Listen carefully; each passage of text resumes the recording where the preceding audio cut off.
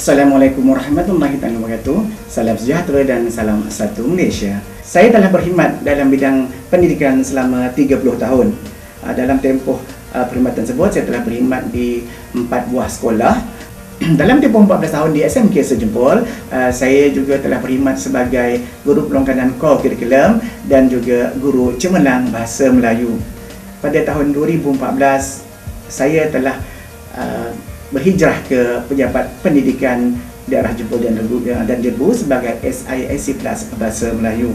Saya berminat dalam bidang penulisan sesuai dengan tugas saya sebagai guru bahasa Melayu, iaitu mengajarkan penulisan kepada anak-anak didik saya.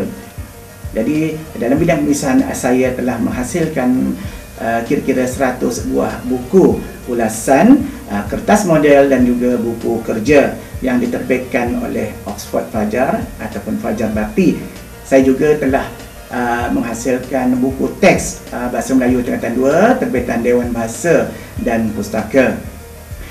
Demi menyuburkan dan mengembangkan lagi bakat anak-anak didik saya dalam bidang penulisan di SMK Sejempol, saya telah berusaha menerbitkan antologi cerpen dan puisi Sewangi Ambar Kesuri siri 1 dan hingga siri 5. Dalam hal ini saya sangat terhutang budi kepada Menteri Besar yang sangat dikasihi kerana telah bermurah hati menghulurkan dana bagi merealisasikan hasrat saya dan anak-anak SMK Seri Jempol bagi menghasilkan kelima-lima antologi tersebut. Terima kasih MB.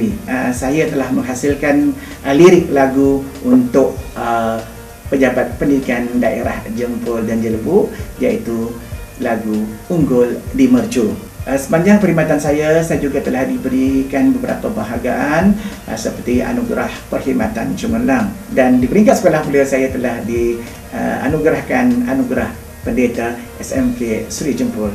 Pada kesempatan ini saya ingin merakamkan setinggi-tinggi apresiasi kepada Kerajaan Negeri Sembilan, khususnya Menteri Besar yang dikasihi, juga Jabatan Pendidikan Negeri Sembilan kerana telah memilih saya sebagai ikon guru bahasa dan penulisan bagi tahun 2015.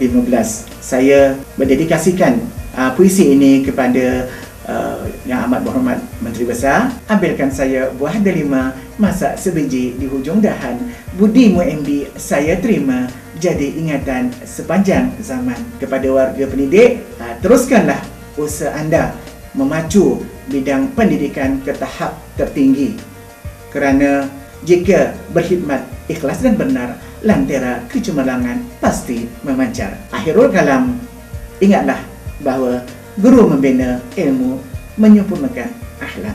Sekian. Assalamualaikum warahmatullahi wabarakatuh. Beliau seorang yang mudah memberikan kerjasama. Di PPD Jempol dan Jelbu, dia merupakan seorang pakar rujuk yang kita boleh anggap dia sebagai musyir dalam bahasa Melayu.